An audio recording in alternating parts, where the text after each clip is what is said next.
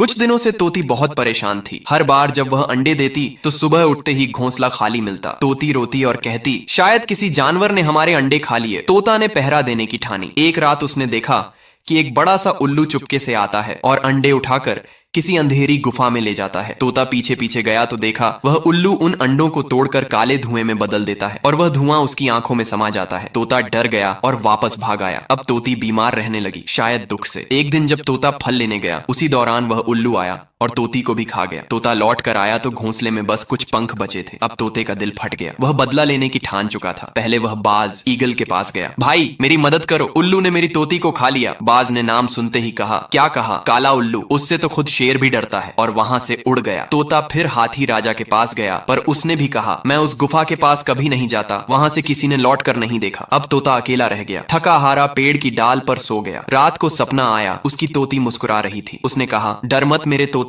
वह उल्लू नहीं बल्कि राक्षसी आत्मा है जो केवल पूर्णिमा की रात को अपने असली रूप में आती है। अगर कोई उस वक्त उसके हृदय पर वार करे तो वही उसे समाप्त कर सकता है। तोते की आंख खुली। आज ही तो पूर्णिमा की रात थी। उसने पास के गांव से जाकर लुहार के घर से एक जलती हुई लोहे की भाला चुरा ली और गुफा के पास जाकर छिप गया। मध्य रात्रि को उल्लू का असली रूप सामने आया, एक विशाल राक्षस जो कई जानवरों को पकड़कर बलि देने जा रहा था। तोते ने पंख फैलाए और बिजली की गति से भाला उसके सीने में घोंप दिया। एक जोरदार चीख से गुफा कांप उठी और राक्षस वहीं राख में बदल गया। सभी जानवर आजाद हो गए और तोते को जंगल का रक्षक घोषित कर दिया गया। फिर भी आपने तोते के लिए लाइक और सब्सक्राइब नहीं किया।